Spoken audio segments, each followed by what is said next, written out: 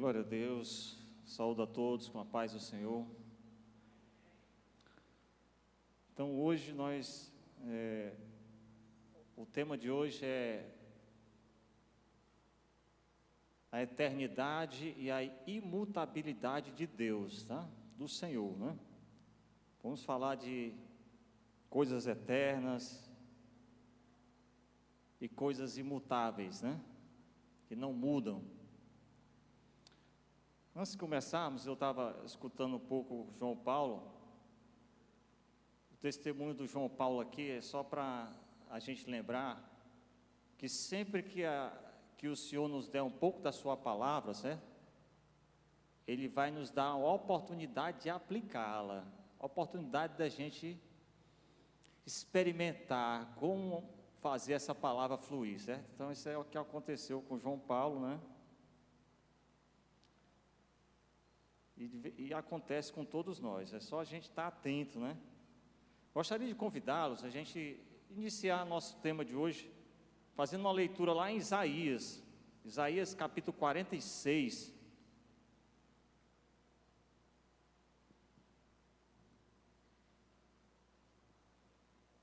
Isaías 46, a partir do verso 9, ou verso do capítulo 9. Estou me enrolando todinho aqui, né? Capítulo 46 de Isaías, e a partir do verso 9 mesmo, é o verso 9.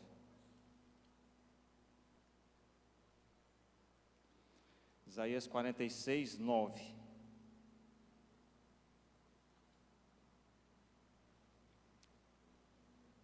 João Ferreira de Almeida, a minha versão, que vai dizer assim: lembrai-vos disto e tende ânimo, tomai-o a sério. Eu estou lendo a partir do verso anterior, do 8, né? Mas o verso 9 vai dizer assim: lembrai-vos das coisas passadas da antiguidade, que eu sou Deus e não há outro. Eu sou Deus e não há outro semelhante a mim, que desde o princípio anuncio o que há de acontecer, e desde a antiguidade as coisas que ainda não sucederam, que digo, o meu conselho permanece de pé, e farei toda a minha vontade, que chamo a ave de rapina desde o Oriente, e de uma terra longínqua o homem do meu conselho. Eu o disse, eu também o cumprirei. Tomei este propósito, também o executarei.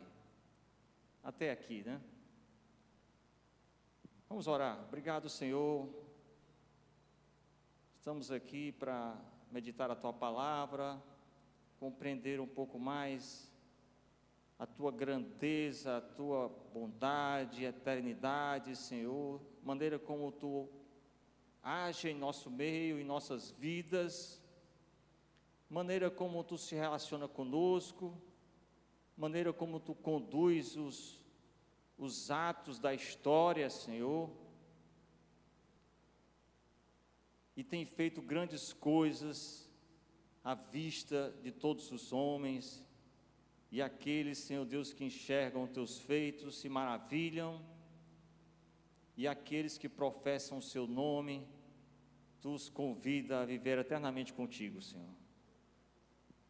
Nos conduz aqui, nos ajuda, para que possamos aprender um pouco mais dos Teus mistérios e da Tua palavra, em nome de Jesus. Amém. Podemos sentar.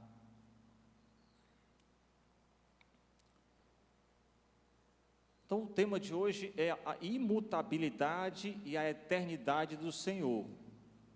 Era para ser no próxima terça, mas eu fiz uma alternância aí com o pastor Alex, porque a próxima terça é justamente o meu aniversário, tá?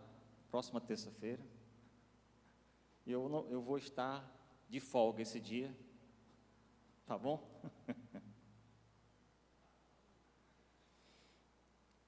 Mas é isso. Então, Vamos começar a conversar um pouquinho, né, sobre esse tema.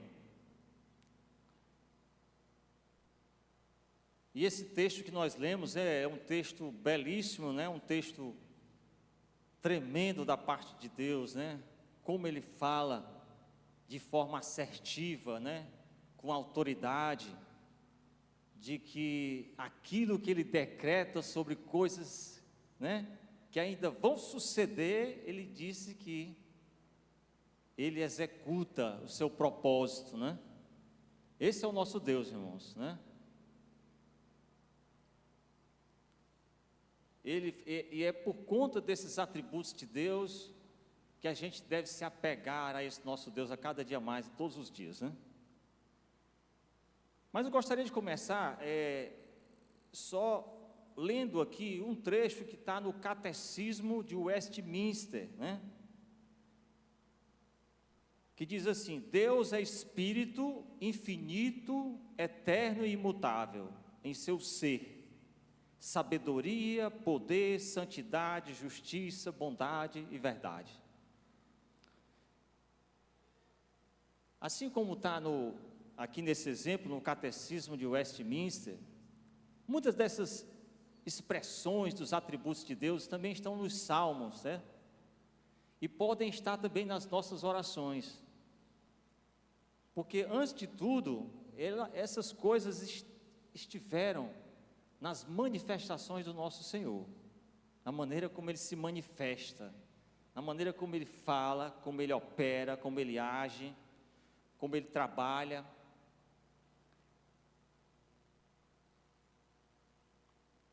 E assim a gente deve se inspirar, né?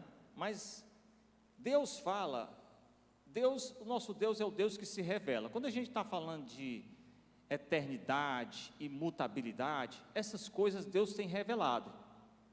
E a gente pode perceber essas coisas e crer realmente, efetivamente, que Ele é eterno, que Ele é imutável. Assim como em todos os outros atributos de Deus, também Deus tem revelado a nós. Ele não é um Deus desses deuses pagãos, né? Onde os povos fazem sacrifícios com medo do Deus se zangar deles, olha só, né? A maioria das histórias de deuses pagãos que a gente vê na Bíblia, são esses deuses que parecem colocar medo naqueles povos, e eles têm medo do Deus se zangar, mudar de ideia e aplicar uma maldição sobre eles, aí eles fazem sacrifícios, né? Mas os nossos sacrifícios têm que ser por amor ao Senhor, pelo que Ele tem feito, pelo que Ele representa para nós. Então Deus é um Deus que se revela, certo? Ele revela sua natureza, seus atributos. Ele é um Deus também pessoal. Ele não é só grandioso, Ele é um Deus pessoal, nosso Deus. Ele se relaciona conosco. Diz que é essa questão, pelo fato dele ser pessoal, que ele se diferencia também na religião cristã de todas as demais religiões que a gente tem conhecimento na terra.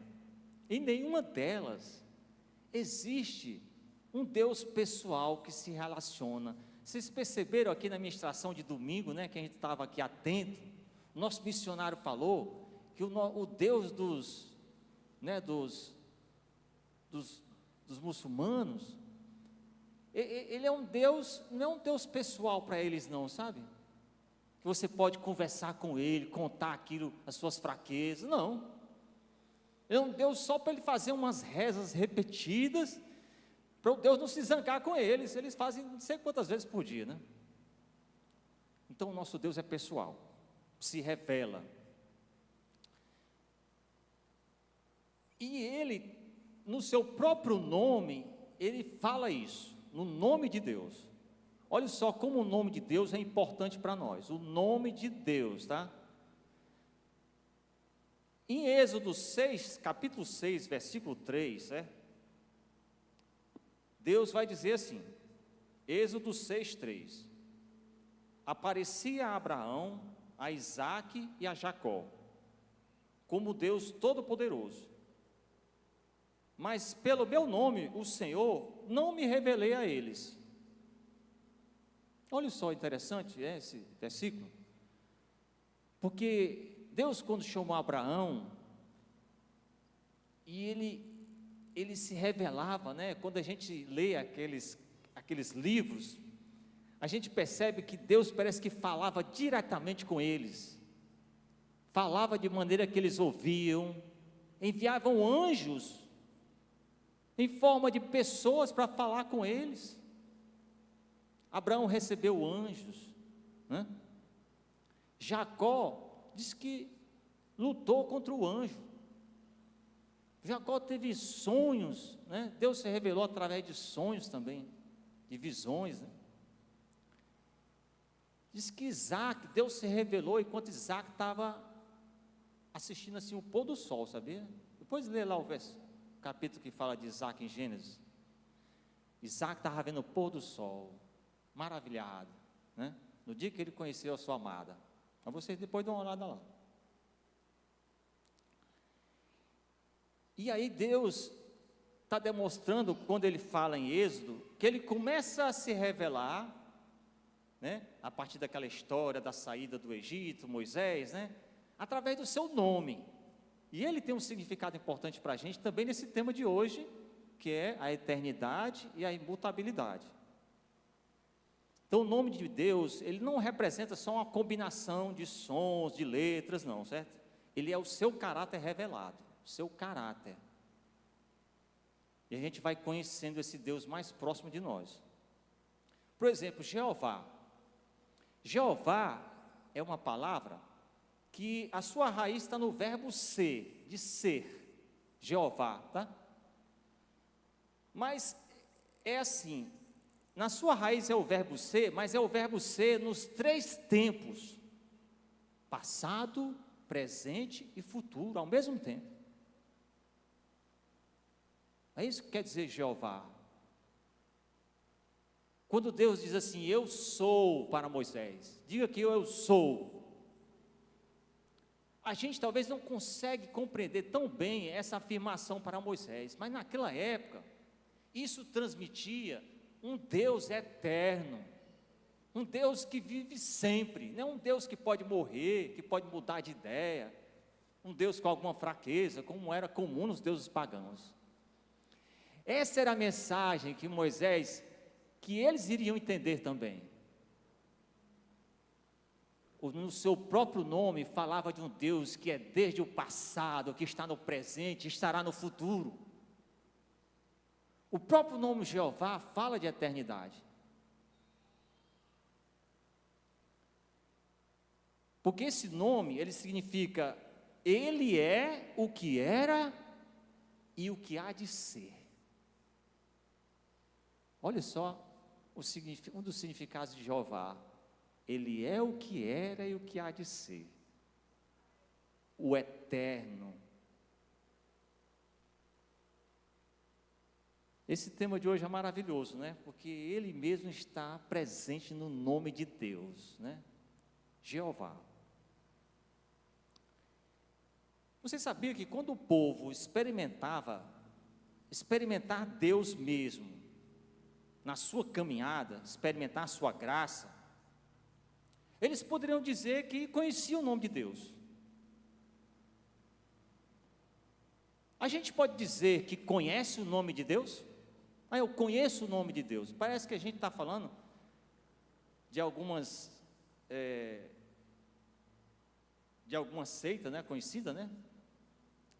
Nós sabemos que é muito comum, né, os testemunhos de Jeová sempre perguntar bate nas portas, se pergunta se a gente sabe como é o nome de Deus, né?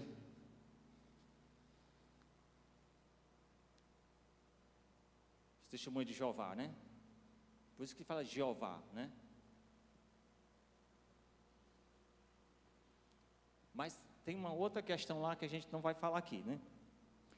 Mas Jeová fala de eternidade. Mas você conhece, na sua experiência com Deus, o nome de Deus no que diz respeito aos atributos de Deus, que fala dessa pessoabilidade, essa relação pessoal conosco?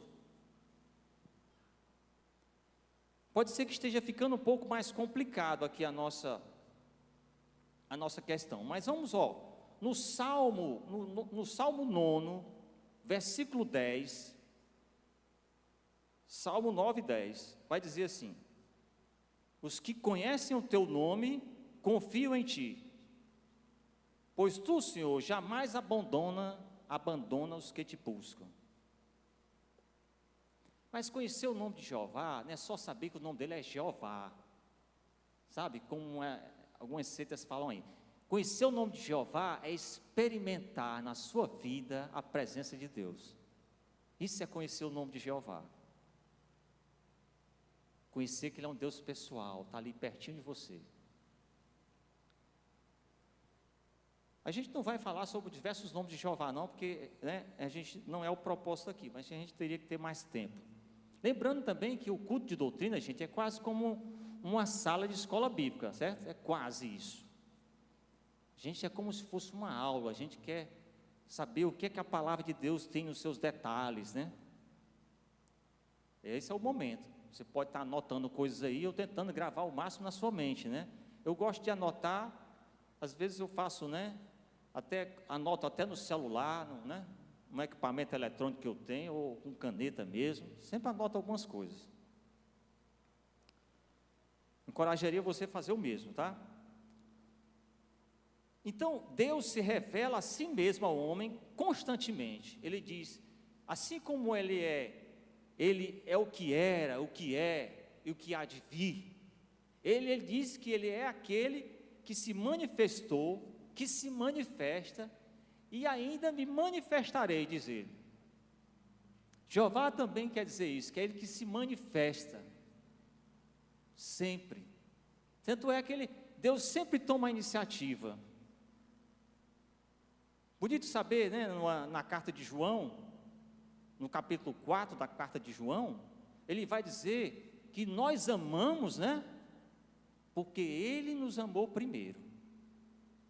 Percebe como Deus está sempre tomando a iniciativa para as boas coisas que acontecem na nossa vida, Nós só sabemos amar porque Ele nos amou primeiro. Então Ele sempre se manifesta. Como seria nós, por exemplo, conhecendo a cada dia o nome de Deus na nossa vida? Como é que seria? Vamos tentar assim,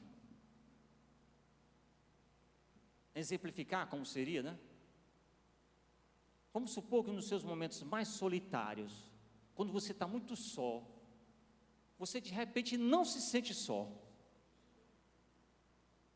Você está só, mas você sente pelo seu relacionamento que o Senhor está ali com você. Isso é conhecer o nome de Deus chamado Jeová Shammah. O Senhor aqui está. Quando você, por exemplo, percebe que tem alguém que cuida de você, além daquilo que você pode fazer por você mesmo, Ele parece cuidar de detalhes, e você percebe o sobrenatural na sua vida acontecer, quando você não consegue cuidar de si mesmo muitas vezes, mas você se sente cuidado, é porque você sente a presença de um Deus que é Jeová Roi, o Senhor é meu pastor, que cuida, que sara, que tosa a ovelha, que limpa, que protege dos lobos, é o Jeová Roi, o Senhor é meu pastor, certo? Quando você percebe que parece algo que provê tudo na sua casa, provê o sustento da família, o abrigo, quando você acha que, como é que eu consegui fazer isso? Esse é quando você começa a reconhecer o Jeová Jireh, aquele que proverá, Quando você vence uma vitória contra o inimigo, quando você sabe que parece que o inimigo é mais forte que você, é porque está presente na sua vida o Jeová Nissi, o Senhor é minha vitória, Vamos falar de quantos nomes de Deus aqui? Jeová, o que mais? Jeová Rafá, quando você parece que vai ser dominado pelas enfermidades, ou você percebe Deus o curando, esse é Jeová Rafá, né? Esses nomes de Deus estão no texto bíblico, né? Comece a sedentar, mergulhar nesse texto, e a cada dia você vai conhecendo nomes de Deus que tem a ver com seus atributos, coisas grandiosas, mas que estão presentes na nossa vida de forma pessoal, de forma bem próxima de nós. Sabe, quando você se encanta com os feitos de Deus maravilhosos, na natureza, né? Grandiosos feitos, e você diz, esse é o Senhor Todo-Poderoso, não é? O El Shaddai, Todo-Poderoso. Pois há um nome de Deus também para o Deus eterno. O Deus eterno é o El Olam, o eterno. Esse El é uma contração de Elohim, que quer dizer o quê? Senhor, que quer dizer Deus, na verdade, Deus. É El, né? Ou El, quer dizer, Elohim quer dizer Deus. Quando você diz El Shaddai, é o Deus Todo-Poderoso, que Shaddai quer dizer Todo-Poderoso, né? Essas são palavras hebraicas,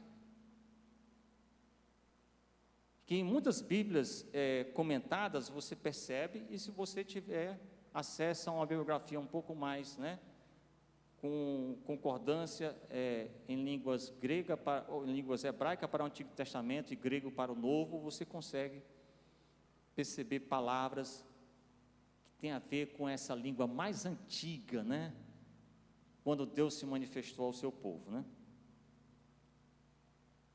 Pois o Deus eterno é o Deus Olam, O-L-A-M aqui na tradução para a nossa língua, na transliteração, digamos assim. O Deus eterno. Então a primeira informação que nós temos sobre a eternidade de Deus é o nome Jeová, né? O nome Jeová, que é aquele que é o que era e o que há de ser, né? Mas vamos falar um pouco que eternidade e mutabilidade, ela tem a ver com questões sobre a infinitude de Deus, tá? Vamos começar a falar um pouco de infinitude de Deus. E quando a gente fala de infinitude, ela tem a ver com o espaço e com o tempo. Se nós formos lá no texto, no primeiro capítulo do Evangelho de João, nos primeiros versículos, o que a gente vai ler lá? A gente vai ter alguns versos aqui que falam da eternidade de Deus e também de Jesus, que também é Deus. E vai dizer assim: no princípio é aquele que é a palavra. Ele estava com Deus e era Deus, ele estava com Deus no princípio. Todas as coisas foram feitas por intermédio dele. Aí a gente vê a palavra todas as coisas, irmãos. Nada está fora. Sem ele, nada do que existe teria sido feito. Até aqui, a gente vê coisas aqui falando sobre a eternidade de Deus. E de que forma a gente vê isso? Da seguinte maneira: Deus é Espírito, Deus nos seus atributos eternos, Ele existiu sempre, mas quando Deus começou a criar as coisas, ao criar alguma coisa, alguma matéria, a matéria, irmãos, ela só pode existir se também existir espaço e tempo. Espaço é um lugar onde a matéria pode ser percebida, assim como aqui neste lugar a gente percebe cadeiras, percebe pessoas, percebe teto. A matéria, é necessário que haja espaço para que exista a matéria. Matéria que eu digo é a criação, aquilo que é produto da criação, né, em termos de tudo que há no universo. Então Deus, quando começou a criar, Ele criou ao mesmo tempo o espaço e o tempo. É assim que a gente tem que começar a entender, né? Deus criou ao mesmo tempo o espaço e o tempo, quando começou a criar tudo.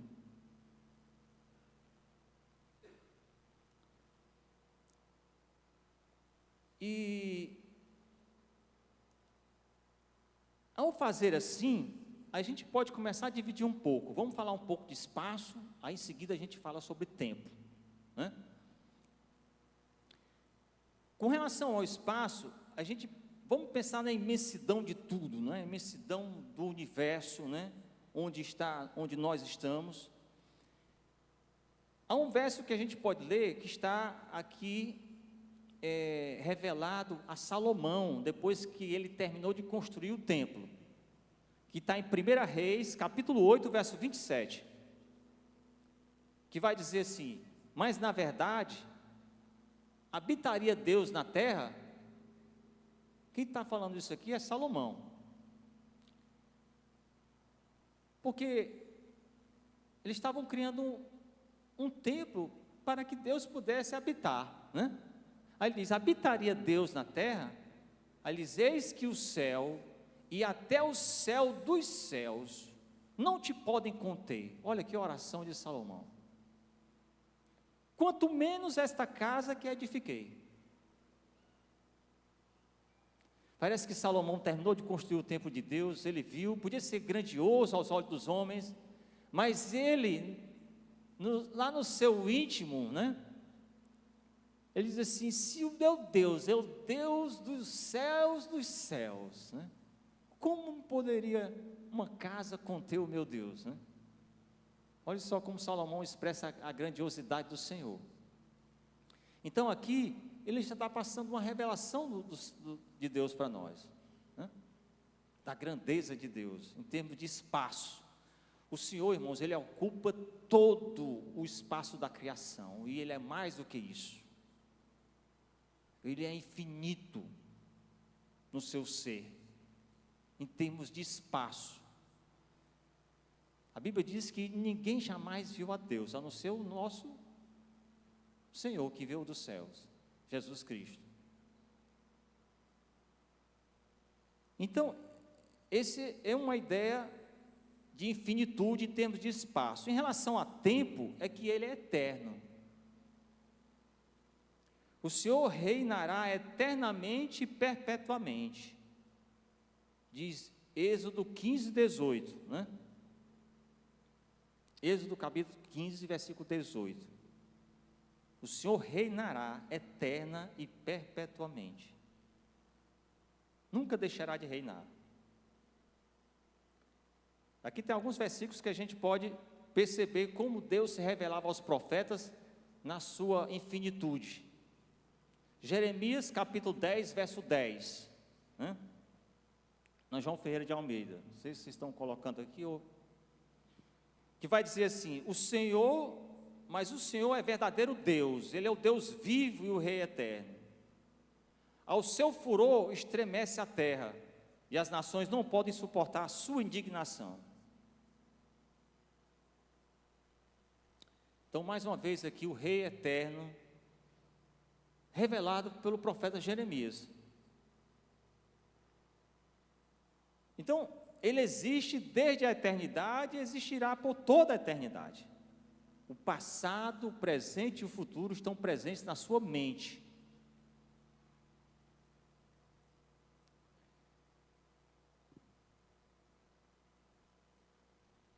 E sendo Ele eterno, aí é que vem agora a imutabilidade. Quando a gente fala de imutabilidade, a imutabilidade é algo que advém da eternidade de Deus. Porque diz assim: se Ele é eterno, Ele é imutável. Porque se você for em Hebreus 13, 8, a gente pode até falar de vários versículos sobre esse ponto, mas no Hebreus 13, 8, a gente vê uma representação disso. Quando ele diz assim: Ele é o mesmo ontem, hoje e para sempre.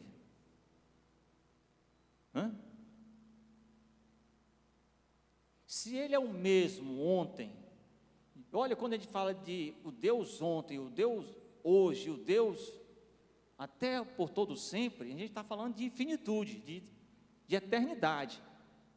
Mas se Ele é esse Deus em todos os tempos, então Ele é imutável. Ele não muda.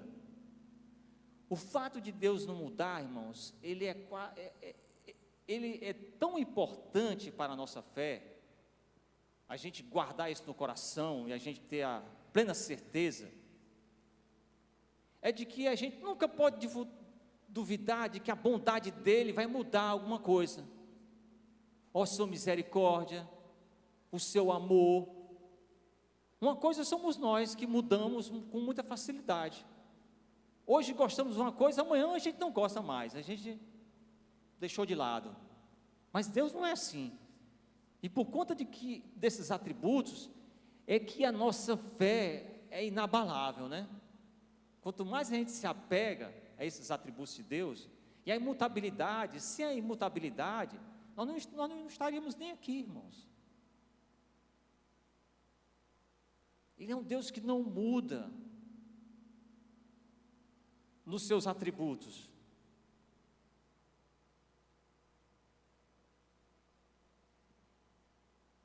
E nós podemos definir essa imutabilidade porque nada muda nas suas perfeições, nos seus propósitos, nas suas promessas. Aquilo que ele promete, ele cumpre. O que foi que nós lemos em Isaías 46, né? Quando a gente começou a falar. O meu conselho permanecerá de pé. Versículo 10. Farei toda a minha vontade, diz o Senhor. Ele não muda, é isso que Deus está dizendo. Que Ele não muda sobre aquilo que Ele fala. A gente pode se agarrar às promessas do Senhor, sabendo que elas não são mutáveis. Elas permanecem, né? Então as promessas, as perfeições, Ele age e sente emoções, né? Todavia, certo? Todavia o Senhor sente emoções. Ele é um Deus também pessoal, como nós, né? Nós somos pessoais, né? Não como nós somos Deus, né? Como nós somos pessoais, né? Então ele age e sente, mas ele sente de modos diversos diante das situações, certo? Mas aí, ao falar da imutabilidade de Deus, tem várias coisas importantes para nosso entendimento, né?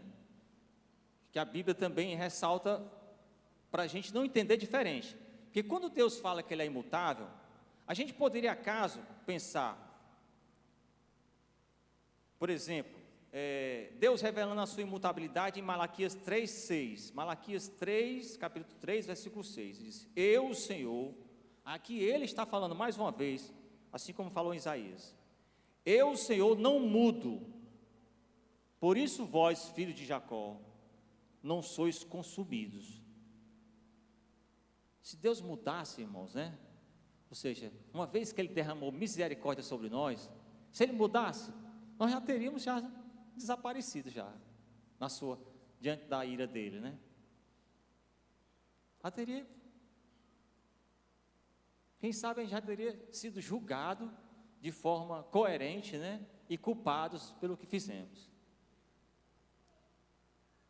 Mas Ele enviou o seu Filho amado na cruz, para dizer que aquilo ali também, aquilo que ocorreu na cruz, é um sinal de que, se nós crermos no seu Filho, nós não seremos condenados. A cruz também é um sinal da imutabilidade de Deus, não é? Uma vez determinado que irá seguramente fazer algo, o propósito de Deus é imutável, será realizado.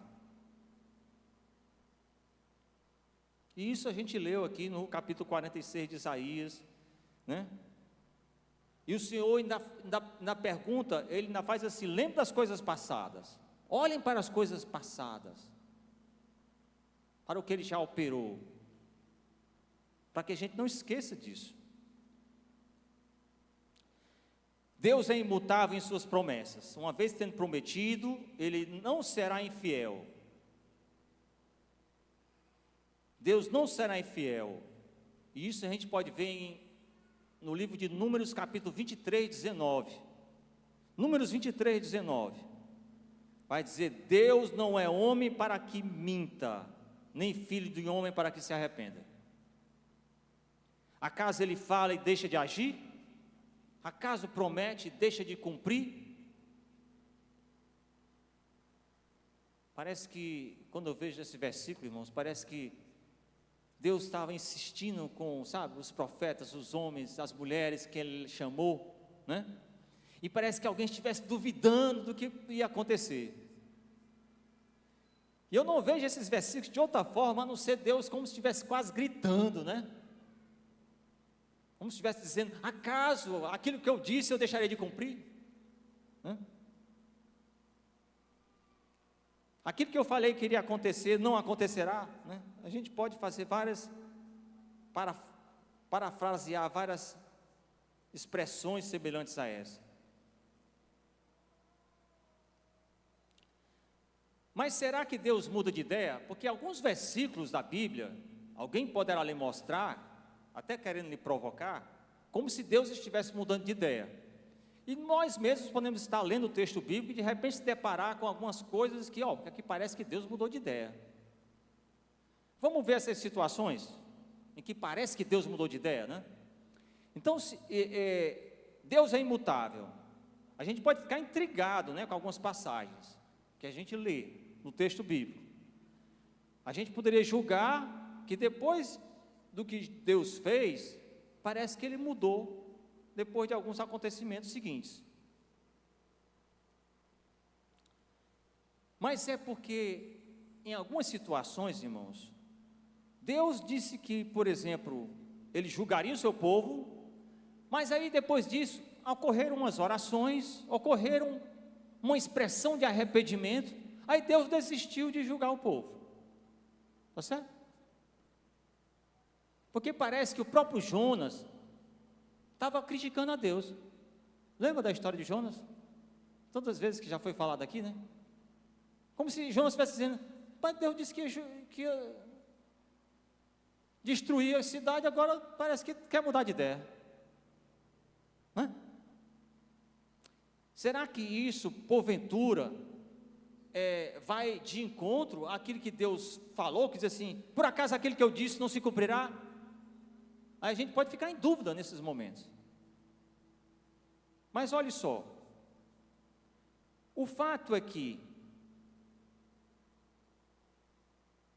entende, certo, de que se tratam de expressões verdadeiras de Deus em relação àquele momento.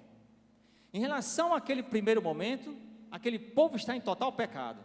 Aí Deus chega para Jonas dizendo assim: eu destruirei aquela terra, vá lá e pregue sobre isso. Mas olhe só, como é a maneira de Deus agir. Quando Deus está falando que vai destruir aquela cidade, certo? E pede para Jonas pregar lá, entenda bem que todo o texto bíblico, ele está num contexto do agir de Deus através dos homens. Em vários livros anteriores, de gerações anteriores a Jonas, Deus já tinha falado a outros profetas, dizendo: aquele que pecar morrerá, mas se ele se arrepender dos seus pecados, ele viverá. Deus falou isso lá no livro de Ezequiel, por exemplo. Mas Jonas tinha que saber disso. Deus não precisava repetir para Jonas. E Jonas tinha que entender: se Deus decide que iria destruir, por que Jonas ainda foi lá pregar a palavra de Deus, né? Deus quer ver mudanças. Mas o fato é que ocorreu algo depois. Aquele povo se arrependeu, filhos. Aquele povo verdadeiramente se arrependeu. E Deus disse: não destruirei. Isso não muda, isso não faz de Deus um Deus que não é imutável, não. Deus está velando pela palavra que Ele falou sempre: aquele que se arrepender será salvo. Aquele que clamar o nome de Deus e se arrepender, esse será salvo.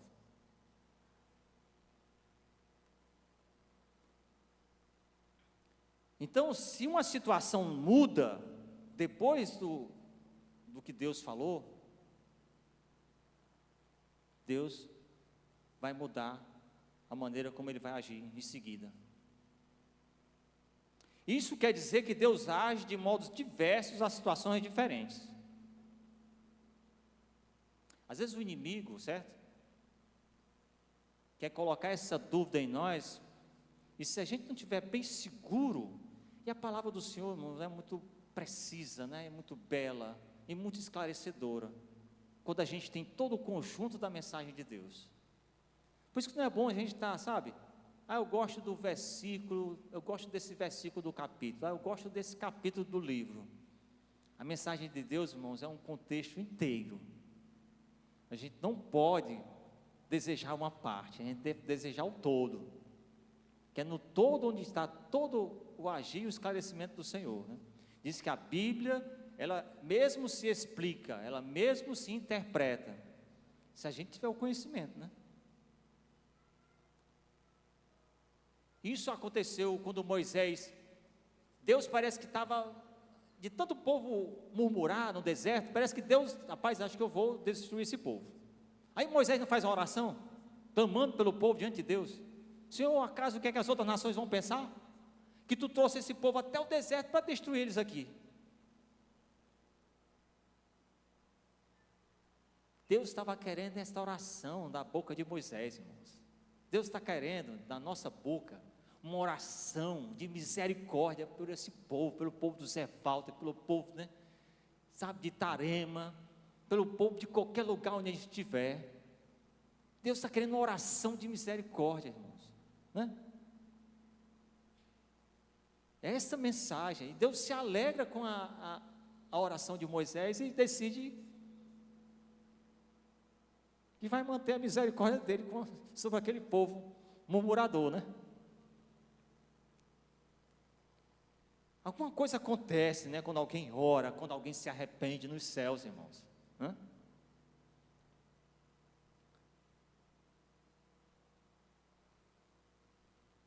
Isso explica várias outras situações, né? A situação que aconteceu com Saul, com Deus deu Saul como rei, depois tirou Saul, né? Mas Deus já tinha Davi desde o começo, mas o povo queria um rei da maneira deles, e Deus o fez assim para que o povo aprendesse, que não seria o rei na visão natural deles, sabe, a visão dos olhos naturais. A visão de Deus é os olhos da fé, aquele que vê o coração, não é isso? Diz que Deus vê o coração de Davi, não era, né, o corpo musculoso de Saul, né? Saul devia ser um cara enorme, né? Esse cara bem visto, quando passa na praça, todo mundo para né, de capa de revista, né? Saul devia ser alguém assim, foi escolhido pelo povo, né? Aí Deus deu Saul para o povo aprender, irmãos, né? Se isso foi assim, ninguém sabe, eu estou só, né? Vamos pensar que o irmão Eduardo disse que Saul nada a ver, né? Mas olha só, algumas revelações sobre a eternidade de Deus pelos profetas. Quanto tempo nós temos? Já está no final. Algumas revelações sobre a eternidade de Deus pelos profetas, a gente vê lá em Isaías 45, 17. Também um texto belíssimo, 45, 17. Israel, porém, será salvo pelo Senhor, com salvação eterna. Irmãos, Deus quer dar uma salvação eterna, que tem as características dele mesmo, que é um Deus da eternidade. E o Senhor quer que nós vivamos com Ele eternamente, olha só. A eternidade, que é talvez um dos atributos mais difíceis da gente compreender.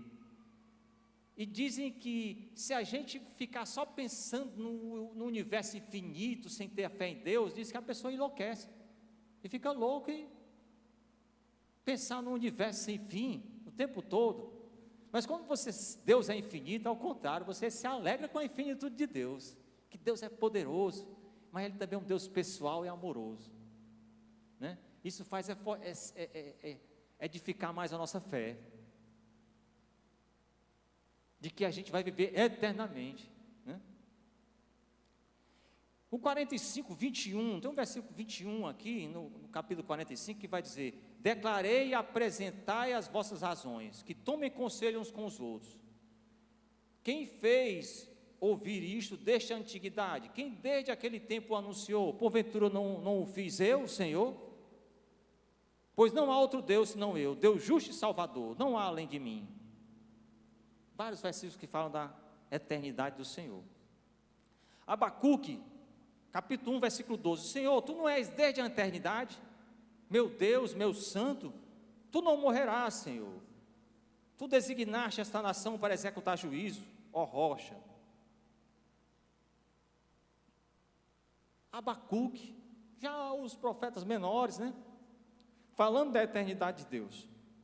O sábio teve uma revelação sobre a sabedoria eterna, que era o próprio Jesus. E se você for em Provérbios 8, 22, está lá, como se Jesus estivesse falando, ele é sabedoria.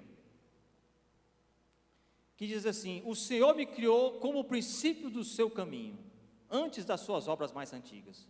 Fui formada desde a eternidade, desde o princípio. E os salmos tão somente expressam aquilo que os homens sentiam da eternidade de Deus. Como o Salmo 41, 13, louvado seja o Senhor, o Deus de Israel, de eternidade a eternidade. Salmo 90, antes de nascerem os montes e de criares a terra e o mundo, de eternidade a eternidade, tu és Deus. Muitos desses salmos foram escritos por Davi, né? Como Davi teve essa revelação de que Deus é de eternidade a eternidade? Pela própria maneira como Deus se revela, irmãos. Como Ele se relaciona conosco.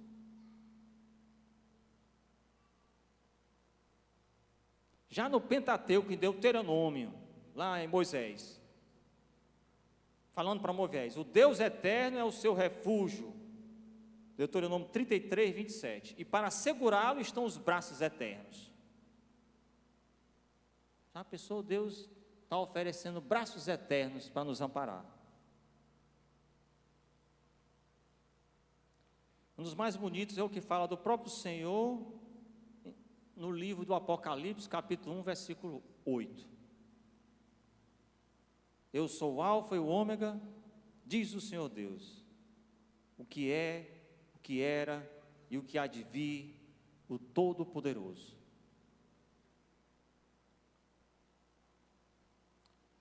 Esse é um versículo que fala da eternidade de Deus, da imutabilidade de Deus, da pessoabilidade de Deus,